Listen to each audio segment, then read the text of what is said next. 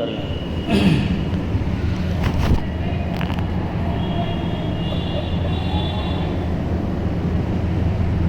آ جائیے، تشریف لے آئیے۔ یہی مجلس کے آداب میں سے ہے کہ ہم صفوں کو پر کر کے پھر بیٹھیں تاکہ آگے آنے والے لوگوں کو تکلیف و پریشانی نہ ہو۔ بسم اللہ الرحمن الرحیم۔ ان الحمد للہ نحمده ونستعینه ونستغفره ونؤمن به ونتوکل علیہ ونعوذ باللہ من شرور انفسنا ومن سیئات اعمالنا من يهده الله فلا مضل له ومن يضلله فلا هادي له ونشهد ان لا اله الا الله وحده لا شريك له ونشهد أن سيدنا ومولانا محمدا عبده ورسوله صلى الله عليه وعلى آله وأصحابه وبارك وسلم تسليما كثيرا۔ أعوذ بالله من الشيطان الرجيم، بسم الله الرحمن الرحيم۔ قالت الأعراب آمنا قل لم تؤمنوا ولكن قولوا أسلمنا۔ وقال الله سبحانه تبارك وتعالى یا ایھا الذین آمنوا آمنوا۔ وقال النبی صلی اللہ علیہ وسلم المؤمنون هینون لینون کالجمل الآنف ان قید انقاد وان انیخ على صخرة استناخا۔ وقال علیہ الصلاة والسلام لا يؤمن احدكم حتى يكون هواه تبعا لما جئت به او کما قال محمد صلی اللہ علیہ وسلم۔ درود پاک پڑھ لیجیے۔ اللہم صلی علی سیدنا محمد وعلی آل سیدنا محمد وبارک وسلم۔ اللہم صلی علی سیدنا محمد وعلی آل سیدنا محمد وبارک وسلم۔ اللہم صلی علی سیدنا محمد وعلی آل سیدنا محمد وبارک وسلم۔ عزیزان محترم، معزز سامعین اعظام، نوجوان دوستوں، بزرگوں، دینی و ایمانی بھائیوں،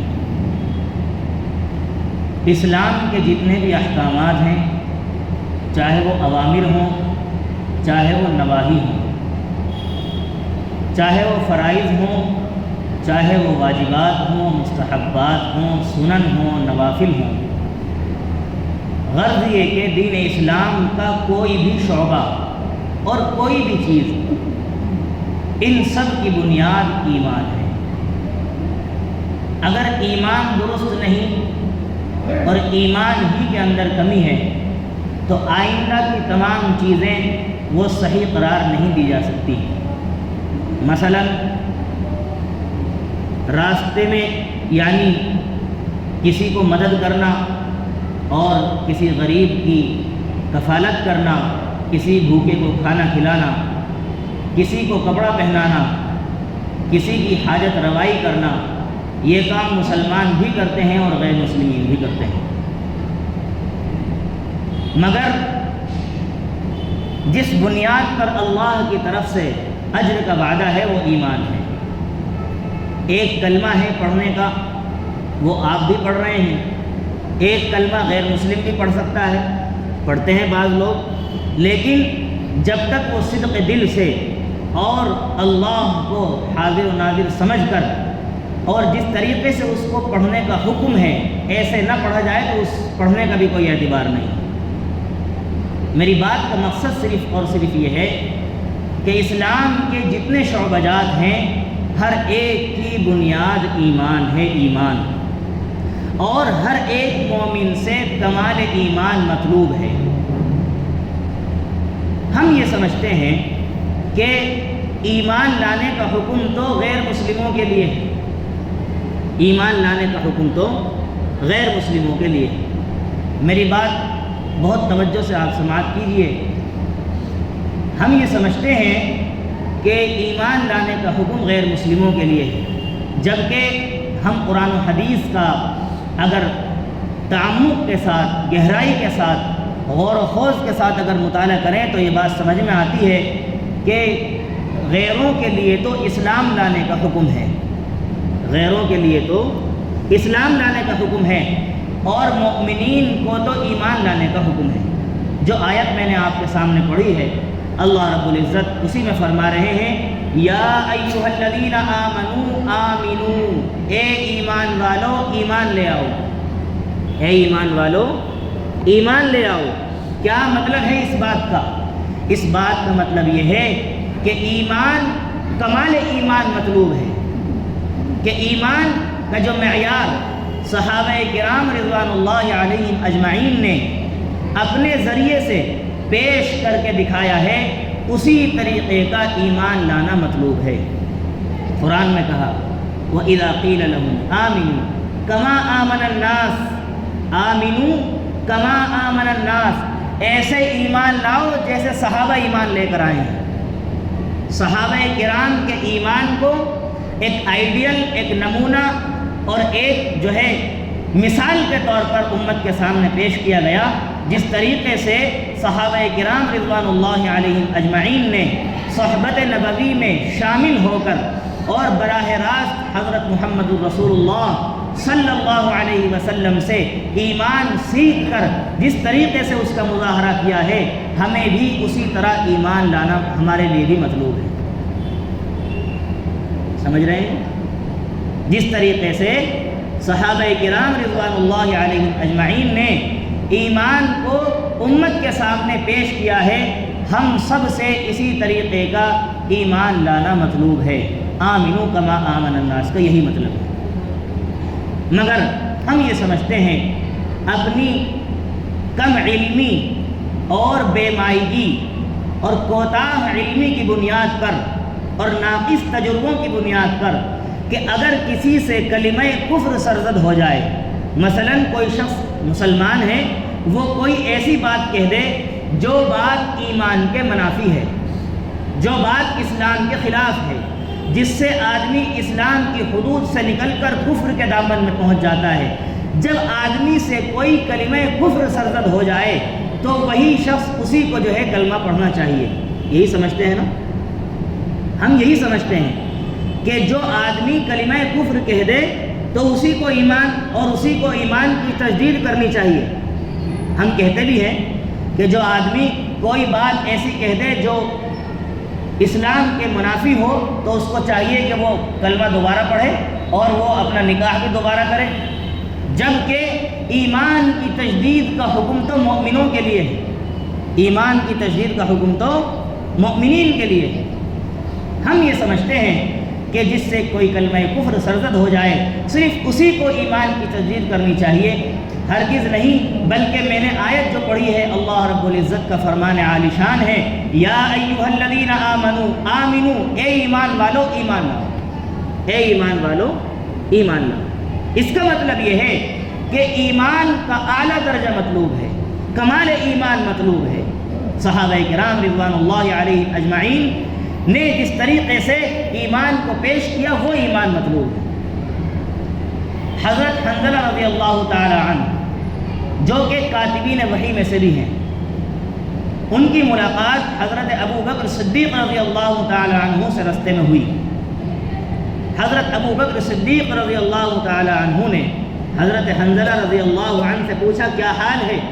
فرمایا نافق حنظلہ، حنظلہ تو منافق ہو گیا۔ کہا سبحان اللہ ما تقول، تم کیسی بات کہہ رہے ہو، ایسا کیسے ہو سکتا ہے؟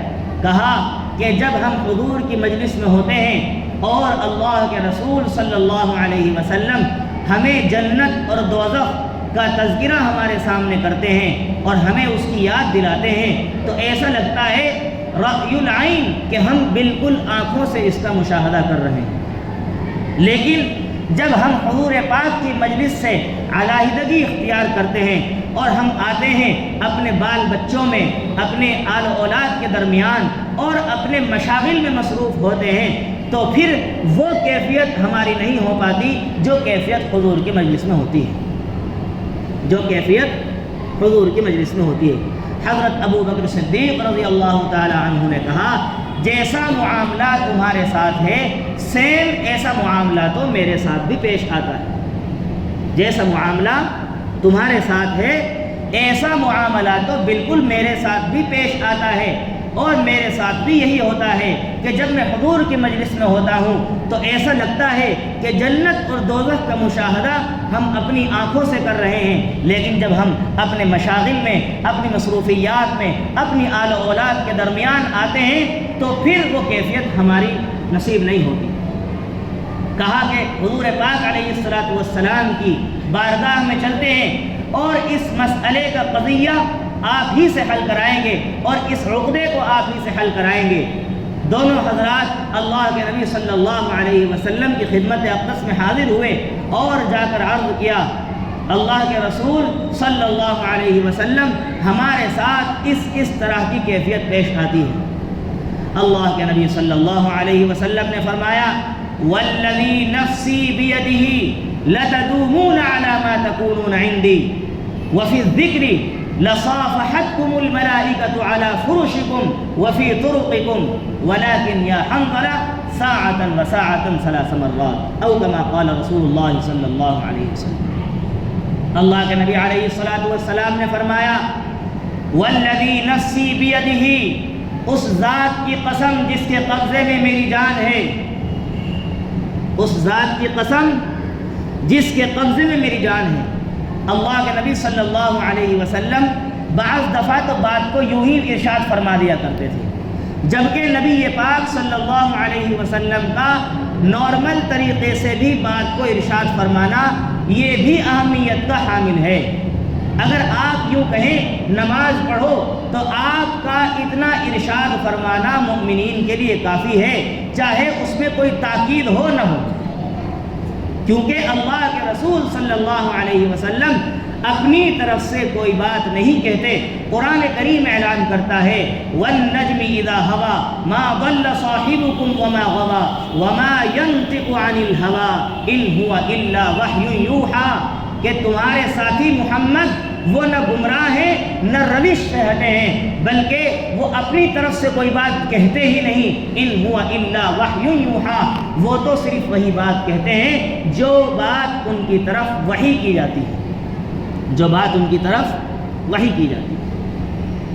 اللہ کے رسول صلی اللہ علیہ وسلم اگر یہ اتنا فرما دیتے کہ یہ کام ایسا ہے تو بس کافی تھا، مگر چونکہ یہ بات اہمیت کی حامل تھی اور یہ بات بہت زیادہ اپنے اندر وسعت رکھتی تھی، حضور پاک صلی اللہ علیہ وسلم نے فرمایا، والذی نفسی بیدہ، اس ذات کی قسم جس کے قبضے میں محمد کی جان ہے، لتدومون علی ما تکونون عندی وفی الذکر، اگر تم اسی حالت پر ہمیشہ رہو، وہی حالت جس حالت میں تم میری مجلس میں رہتے ہو، اگر یہ کیفیت، یہ استحضار اور یہ حالت تمہیں ہر وقت نصیب ہو جائے، یعنی ذکر کی اور اللہ کی یاد کی حالت، لصافحتكم الملائکہ علی فرشکم وفی طرقکم، تو فرشتے تم سے تمہارے بستروں پر اور تمہارے راستوں میں مصافحہ کرنے لگے۔ کیا فرمایا؟ اس ذات کی قسم جس کے قبضے محمد کی جان ہے، اگر وہ کیفیت، جو کیفیت تمہیں میری مجلس میں میرے سامنے میسر آتی ہے، یہ کیفیت اور یہ استحضار اور یہ اللہ کی یاد تمہیں ہر وقت نصیب ہو جائے تو فرشتے تم سے تمہارے بستروں پر اور تمہارے راستوں میں مصافحہ کرنے لگے۔ اور پھر فرمایا، وَلَٰكِنْ يَا حَنظَلَةَ سَاعَةً وَسَاعَةً، تم یہ مت سمجھنا کہ ایسا اگر ہوتا ہے کہ میری مجلس میں ایمان کا معیار بلند ہوتا ہے اور میری مجلس سے علیحدہ ہونے کے بعد تھوڑا سا اس کے اندر تنزلی آتی ہے تو تم منافق ہو گئے، تم منافق نہیں ہوئے۔ یا حنظلہ ساعتاً وساعتاً، کبھی کوئی کیفیت ہوتی ہے، کبھی کوئی کیفیت ہوتی ہے، یعنی اس کا مطلب یہ نہیں ہے کہ یہ کیفیت ممکن ہی نہیں ہے، اس کا مطلب ہرگز یہ نہیں ہے کہ ایسا نہیں ہو سکتا کہ آدمی کو ہر وقت اللہ کی یاد نصیب نہ ہو، اس کا مطلب یہ نہیں ہے۔ کتنے اللہ والے ایسے گزرے ہیں کہ جنہوں نے پوری زندگی اللہ کی یاد میں گزار دی۔ آج جب کہا جاتا ہے اللہ کی یاد کے سلسلے میں اور ذکر اللہ کے سلسلے میں بات چیت کی جاتی ہے تو تعجب سے ہم یہ بات کہتے ہیں کہ ایسا کیسے ممکن ہے ایک آدمی پوری رات اللہ کے سامنے مصلی پر کھڑے ہو کر گزار دے، لیکن جب آپ اس چیز کو پریکٹیکلی کریں گے اور عملی طور پر اس کو جامہ پہنائیں گے تو پتہ چلے گا یہ بھی ممکن ہے۔ آج کل جو نوجوان یا جو بھی کوئی شخص ہم میں سے جب وہ اپنے غلط تعلقات میں اپنی محبوبہ اور معشوقہ کے ساتھ جب وہ غلط باتیں کرتا ہے فون پر، یوں 12 بجے بات شروع کی اور کب فجر کی اذان ہو گئی پتہ نہیں چلتا۔ جب ایک عشق مجازی، جس عشق کی کوئی بنیاد نہیں ہے، جو حرام ہے، بالکل ناجائز تعلقات، ایک آدمی اس میں پڑھ کر ایک دنیاوی چیز کے لیے جب پوری رات گزار سکتا ہے تو ذرا سوچ کر ٹھنڈے دل سے بتانا، اللہ رب العزت کا عشق جس شخص کو نصیب ہو جائے، کیا وہ اللہ کی یاد میں پوری رات مصلی پر کھڑا نہیں ہو سکتا؟ بالکل ہو سکتا۔ مسئلہ یہ ہے ہم نے اللہ کی معرفت حاصل نہیں کی، ہم نے اللہ کو نہیں پہچانا، اس لیے یہ چیزیں ہمیں مشکل نظر آتی ہیں۔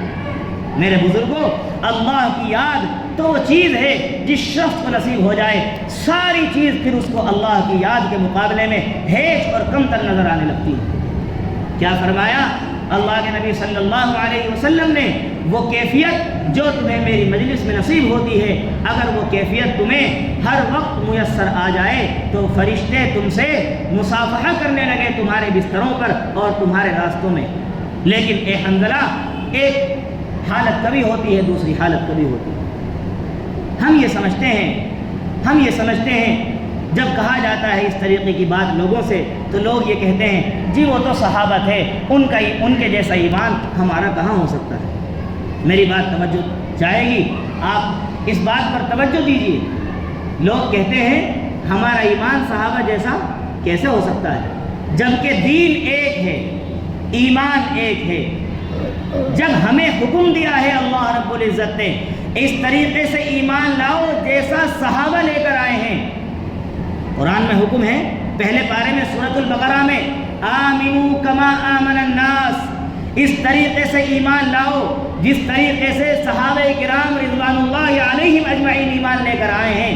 تو اللہ نے جس چیز کا حکم دیا ہے وہ ہماری طاقت، ہماری وسعت کو مد نظر رکھتے ہوئے حکم دیا ہے، کیونکہ اللہ نے قرآن میں صاف طور پر تیسرے پارے میں ذکر کیا لا یکلف اللہ نفسا الا وسعها، اللہ کسی بھی چیز کو اس کی طاقت سے زیادہ مکلف نہیں بناتے۔ اللہ کسی بھی چیز کو اس کی طاقت سے زیادہ مکلف نہیں بناتے۔ اس کی مثال یوں سمجھیے، آج لوگ کہتے ہیں جب ان سے 5 وقت کی نماز کو کہا جائے کہ جی مل جاتی ہے تو پڑھ لیتے ہیں اور نہیں ملتی تو نہیں پڑھتے، ہماری تو اتنی ہی طاقت ہے۔ میرے بزرگوں، یہ طاقت ہم نے اپنے دماغ سے ڈیسائیڈ کی ہے، اپنے دماغ سے ہم نے فیصلہ کیا ہے کہ ہمارے اندر اتنی ہی طاقت ہے، جبکہ یہ بات غلط ہے۔ اللہ رب العزت نے اسلام کا کوئی بھی حکم ایسا نہیں دیا جو انسان کی طاقت سے باہر ہو، اگر اللہ یہ کہتا تم 100 روپے کماؤ، 95 روپے اللہ کی راہ میں صدقہ کرو، 5 روپے اپنی ضرورت کو استعمال کرو، تب بھی اللہ کی طرف سے یہ ظلم نہیں تھا، کیونکہ اللہ نے ہماری جان کو بھی، ہمارے مال کو بھی جنت کے بدلے میں خرید لیا ہے۔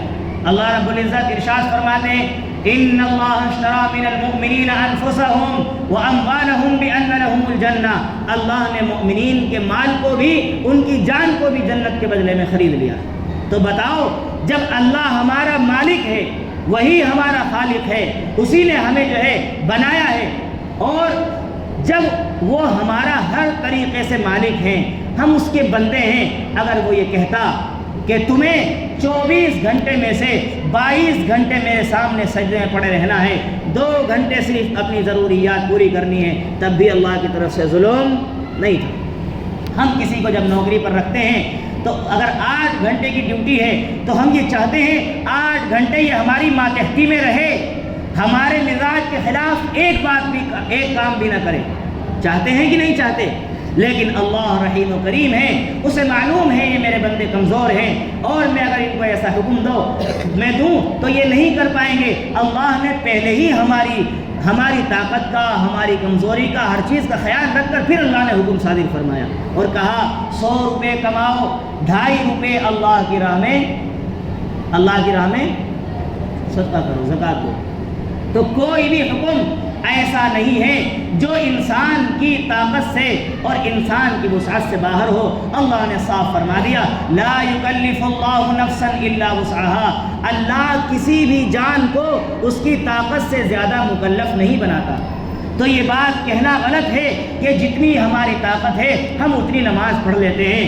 اگر ہماری یہی سوچ ہے اور اللہ بھی ہمارے ساتھ ایسا ہی معاملہ کرنے لگ جائے کہ تم یہ کہتے ہو نماز مل جاتی ہے تو پڑھ لیتے ہیں، اللہ بھی یہ کہنے پر آ جائے کہ ہمارا جی چاہے گا تو روزی دیں گے، نہیں جی چاہے گا تو نہیں دیں گے، خدا کی قسم ہمیں جو ہے کھانے کے لالے پڑ جائیں اور ہم بھوکے مر جائیں۔ مگر اللہ رحیم و کریم ہے، اسے ہماری کمزوری کا خیال ہے، وہ ہماری نافرمانی کرنے کے بعد بھی ہمیں رزق پہنچاتا ہے، وہ ہماری نافرمانی کرنے کے بعد بھی ہمیں رزق پہنچاتا ہے، اور ہر طرح کی ہماری نافرمانی کے بعد بھی اللہ رب العزت نے کوئی نعمت آج تک ہم پر بند نہیں کی۔ سانس کی نعمت ہے، اگر سانس کی نعمت، یہ جو ہوا چلتی ہے، اللہ اگر چند لمحات کے لیے یہ بند کر دے سارے کے سارے انسان ہلاک ہو جائیں۔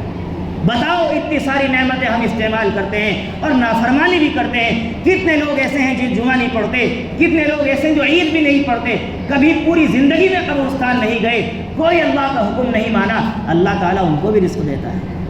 میرے بزرگوں، یہ بات سمجھنے کی ہے، اللہ نے کسی بھی انسان کو کسی بھی چیز کو اس کی طاقت سے زیادہ حکم نہیں دیا جتنا اس میں برداشت۔ جبھی تو فرمایا اگر کھڑے ہو کر نماز نہیں پڑھ سکتے اور آپ کو مجبوری ہے، عذر ہے، تو بیٹھ کر پڑھیے، بیٹھ کر نہیں پڑھ سکتے تو لیٹ کر پڑھیے، لیٹ کر نہیں پڑھ سکتے اشارے سے پڑھیے، لیکن نماز کسی بھی حالت میں معاف نہیں ہے۔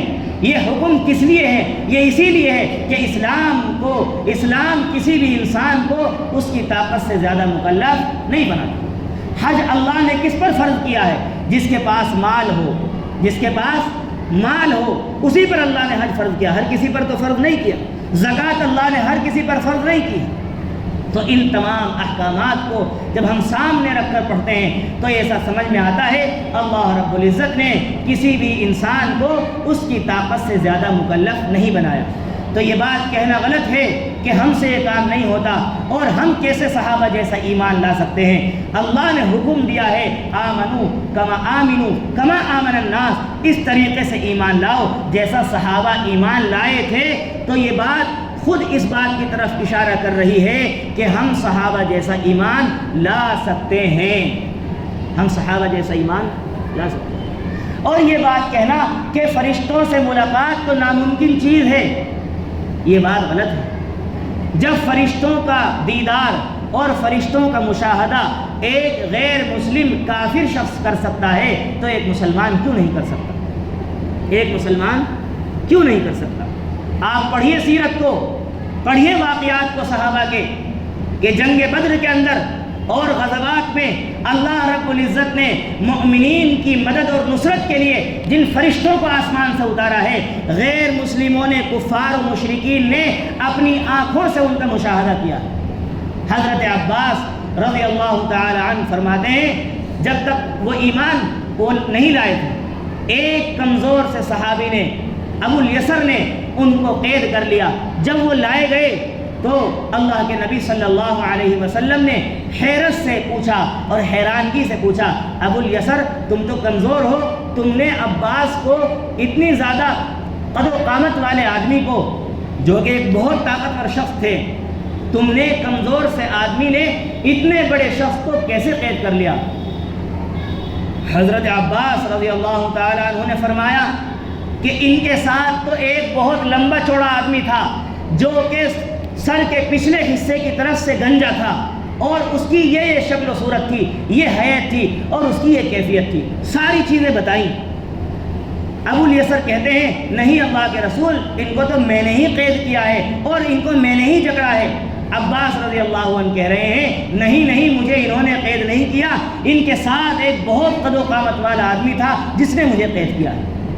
اللہ کے رسول صلی اللہ علیہ وسلم نے فرمایا ابو الیسر، اللہ نے ایک کریم فرشتے کے ذریعے تمہاری مدد فرمائی، ابھی تک ایمان نہیں لائے ہیں لیکن فرشتے کا مشاہدہ اپنی آنکھوں سے کر رہے ہیں، فرشتے کا مشاہدہ اپنی آنکھوں سے کر رہے ہیں۔ ایک روایت اور حضرت عباس رضی اللہ عنہ کے ذریعے سے پہنچی ہے، وہ کہتے ہیں قبیلہ بنی غفار کے 2 شخص پہاڑ پر چڑھے اور ان کا ارادہ یہ تھا کہ جس طرف بھی جنگ کا پلہ بھاری ہوگا، یعنی جو لوگ بھی جیتیں گے ہم ان کے ساتھ مل جائیں گے اور مال غنیمت اکٹھا کریں گے، نہ ہم مسلمانوں کے ساتھ نہ ہم کفار کے ساتھ، جو لوگ بھی جیتیں گے ہم ان کے ساتھ مل جائیں گے اور ہم مال غنیمت اکٹھا کریں گے۔ وہ کہتے ہیں اچانک ہمارے پاس سے ایک بادل گزرا جس میں سے گھوڑے کی ہنہنانے کی آواز آئی اور کہا حیزوم آگے بڑھ۔ یہ حضرت جبریل کے گھوڑے کا نام ہے۔ یہ کیا ہے؟ حیزوم حضرت جبریل کے گھوڑے کا نام ہے۔ کہتے ہیں اس آواز کے سنتے ہی میرے ساتھی کے تو دل کا پردہ پھٹ گیا، فوراً وہیں ہلاک ہو گیا، اور میں بھی قریب تھا کہ ہلاک ہو جاتا، مگر میں نے اپنے آپ کو کس طریقے سے سنبھالا۔ ایمان نہیں لائے ہیں اور وہ بھی فرشتوں کا مشاہدہ کر رہے ہیں۔ کتنی روایت میں آپ کے سامنے پیش کروں اور کتنے صحابہ کے واقعات پیش کروں کہ جس میں کفار و مشرکین نے اپنے سر کی آنکھوں سے فرشتوں کا مشاہدہ کیا ہے اور کہا کہ یہ تو چند جماعت تھی اور ہم نے تو ان کو اتنی دیر میں پچھاڑ دیا جتنی دیر میں بکری کا دودھ نکالا جاتا ہے، لیکن اچانک کچھ لوگ ایسے آئے جن کے سامنے کوئی بھی نہیں ٹک سکتا تھا، جن کے سامنے کوئی بھی نہیں ٹک سکتا تھا۔ میرے بزرگوں، صحابہ کرام رضوان اللہ علیہم اجمعین کی مدد اور نصرت کے لیے اللہ نے فرشتوں کو اتارا۔ کفار و مشرکین جن کے دلوں میں ایمان نہیں ہے وہ مشاہدہ کر رہے ہیں، کیا ایک مسلمان جس کے دل میں ایمان ہے وہ نہیں مشاہدہ کر سکتا؟ یہ ناممکن بات نہیں ہے۔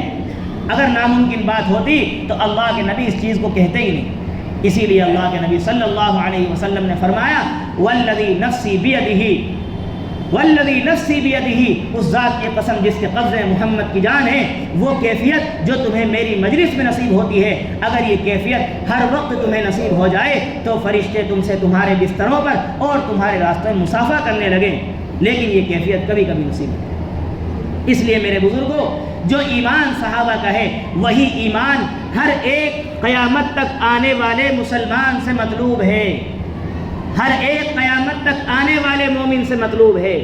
ہمیں اپنے ایمان پر تکیہ کر کے نہیں بیٹھنا چاہیے، اپنے ایمان کی ہر وقت فکر کرنی چاہیے۔ اللہ کے نبی علیہ الصلوۃ والسلام کی ایک چھوٹی سی حدیث بتا کر اپنی بات کو ختم کرتا ہوں۔ اللہ کے نبی علیہ السلام نے صحابہ کرام سے فرمایا جددوا ایمانکم، اپنے ایمان کی تجدید کرتے رہا کرو۔ یہ بات کفار و مشرکین سے نہیں کہی ہے، یہ بات صحابہ کرام سے کہی جا رہی ہے۔ جددوا ایمانکم، اپنے ایمان کی تجدید کیا کرو۔ صحابہ نے کہا کیف نجدد ایماننا، اپنے ایمان کی تجدید کیسے کریں؟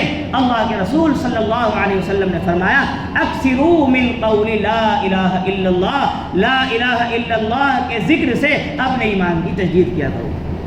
کبھی انشاءاللہ آئندہ اس کا مفہوم کہ لا الہ الا اللہ سے کیسے ایمان کی تجدید ہوتی ہے انشاءاللہ آئندہ پھر کسی موقع پر عرض کیا جائے گا۔ اللہ رب العزت سے دعا ہے اللہ رب العزت ہمارے ایمان کو مضبوط فرمائے اور صحابہ کرام کی طرح ہمیں اپنے ایمان کو بنانے کی توفیق عطا فرمائے۔ آخر دعوانا الحمدللہ۔